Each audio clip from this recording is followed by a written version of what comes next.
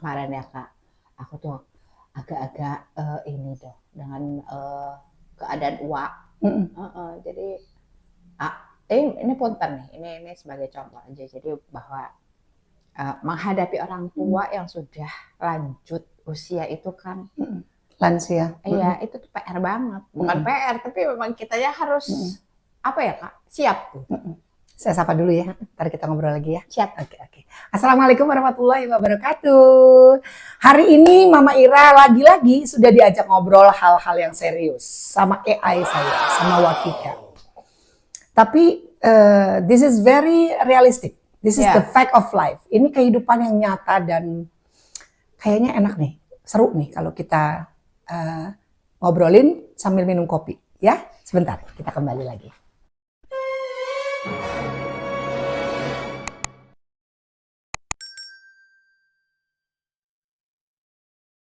Ya Bu, mana cangkir kesayangan saya? Nah, ini adalah cangkir kesayangan saya.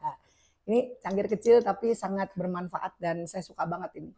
Modelnya jadul tapi nggak apa-apa, yang penting bisa membuat saya nyaman hari ini. Oke, yang enak udah ketemu sama kopi kebahagiaan. Habis itu mari kita bahas sesuatu yang lebih menarik lagi. Kalau menghadapi orang tua yang lansia itu kita harus pakai semuanya kondisi ekstra. Saya juga sama. Saya menghadapi kondisi ibu saya yang sudah juga kepala 7 ya, hampir 8 sebentar lagi. Ini juga perlu proses gitu, ekstra tadi. Nah, namanya ekstra sabar, ekstra paham dan mengerti, lalu ekstra perhatian, ya kan? Gak cuma pintar. Ya, pintar. Ekstra pintar. Oke, Pak. Tadi kan perhatian, waktu dan segala macam, termasuk apa saja, dan ekstra pintar. Nah, oke, yuk sekarang kita bahas satu persatu. Saya seruput dulu. Mama Ira, pintar-pintar ngadepin orang tua kita yang sudah lansia. Kadang-kadang kan suka kadang-kadang suka pengen nangis. Ini sebetulnya strategi. Iya, Ayo, mari kita bahas ya. Sekarang banyak pertanyaan gitu. Kenapa sih Mama Ira kalau orang tuh ya sudah masuk usia senior ya, tingkat senior itu berarti sekitar 70 tahunan ke atas, 60-70 tahun ke atas tuh sering sekali mengalami kondisi yang tidak membuat sekelilingnya nyaman. Wow, langsung kan menunjuk dirinya bahwa sekeliling kita jadi tidak nyaman, marah-marah terus. Kenapa ini nggak ada penyebabnya ini? Oke, jadi kenapa lansia kok sering marah-marah gitu?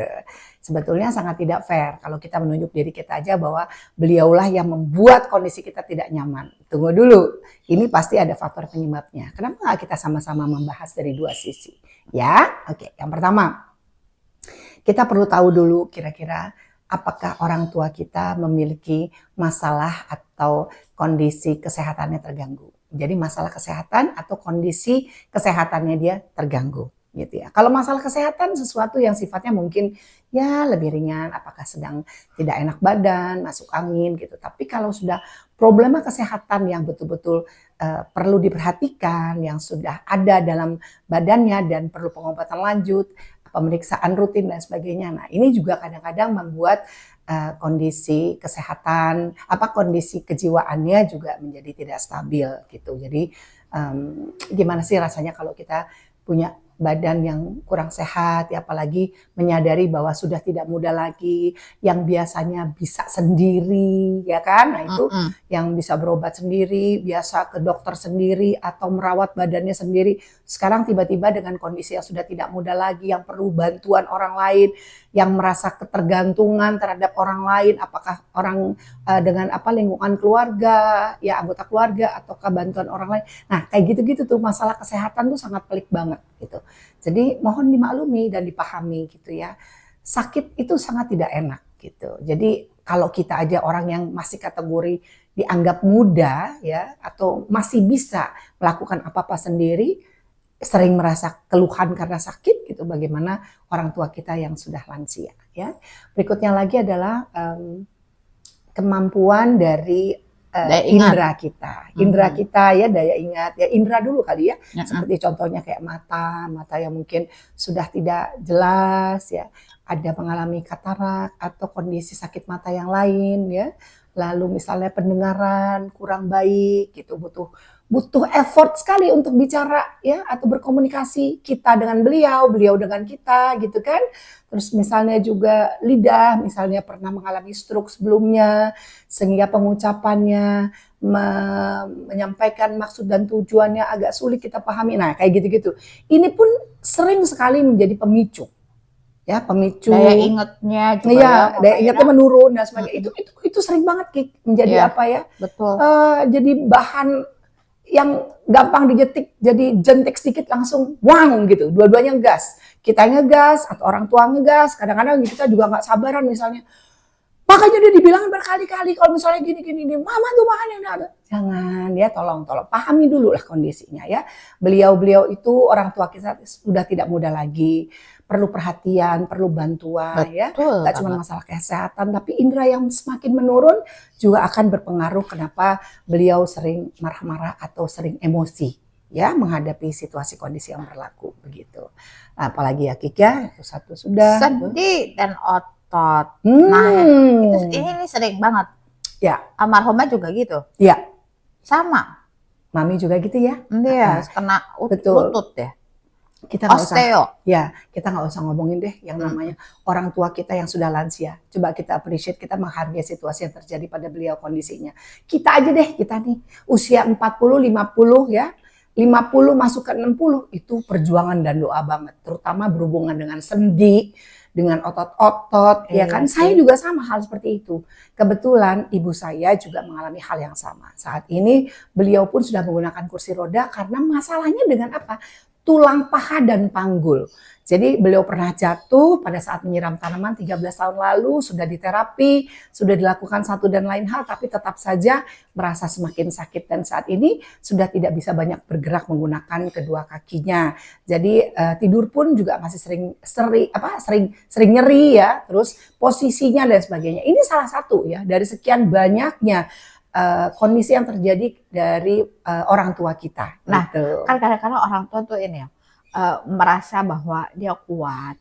Kadang-kadang aku suka gini ngobrol, Mam, dulu kan mama ya yang ngajarin aku jalan ya. Nah sekarang kita ganti. Aku pegangin ya. Jadi biar apa ya? Biar komunikasinya juga kita nggak ngajarin orang tua kan kadang-kadang orang tua tuh punya pride kali ya. Jadi harus kayak gitulah. Semi-semi harus kita bercanda. Iya. Di atas semuanya orang tua pasti memiliki pride yang tadi Kika sampaikan. Itu ada rasa harga diri, ada rasa kan dia tuh kayak guardian. Iya. Oh iya pastilah. Orang tua kita adalah pelindung kita. Ya. Iya. Biasanya ada rasa gengsi. Enggak, mama masih bisa atau papa masih bisa kok. Betul. Gitu kok.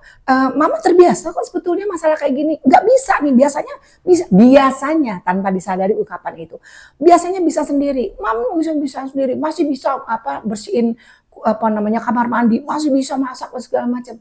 Ya kita harus memahami kondisi itu. Gak cuma, iya aku ngerti, tapi iya mam, aku pahami, iya papa, kita semua paham kok. Papa pasti bisa melakukan sendiri. Dari dulu papa sendiri kan ya. Tapi mengingat kondisi saat ini yang sudah tidak mudah lagi, kondisi kesehatan papa yang perlu bantuan atau mama yang perlu atensi lebih banyak, mama sama papa juga perlu sedikit banyak membuka hati untuk kita bantu gitu.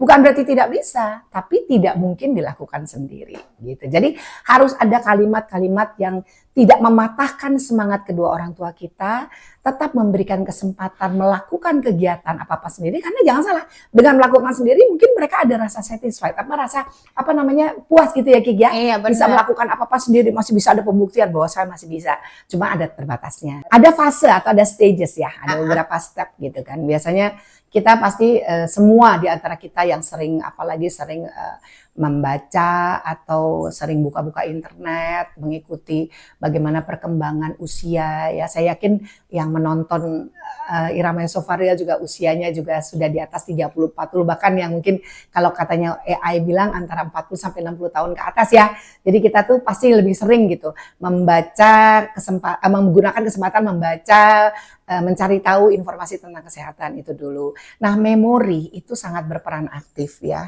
Kan kalau kita tuh sudah pernah diajak bicara, artinya kan memori daya ingat kita mestinya masih tertinggal. Nah, orang tua kita, lansia, itu seringkali kalau Kika tadi ngomong sering berulang-ulang atau gaya bicaranya repitasi, ya mengulang gitu. Dan kita pun berkali-kali juga menyampaikan gitu. Nah ini ekstra kesabaran dan lain sebagainya. Memori tidak bisa kita set. Ya, memori itu sudah ada dalam pola berpikir setiap orang, termasuk orang tua kita. Ekstra sabar tadi karena perlu pengulangan. Mungkin beliau sudah lupa atau perlu kita ingatkan lagi. Dan beliau pun begitu kepada kita, mengulang kembali cerita lama dan lain sebagainya. Itu namanya early dementia. Itu kita sering namanya demensia atau kadang-kadang menuju ke arah apa? Alzheimer ya Kika ya. Iya. Seperti itu ya. Lupa sama sekali. Lupa sama sekali. Jadi kita patut tuh untuk selalu merangsang daya otaknya, mengingatkan kembali bercerita masa lalu, ya kan? Sering tuh kalau saya sama Mami gitu. Mam, ingat nggak masa lalu? Ini gitu. nih, Mama Ira, yang paling penting itu kan kalau misalnya kita punya orang tua yang sudah lansia itu jangan lupa. Aku suka ngasih tahu sama kakak sepupu, tolongin.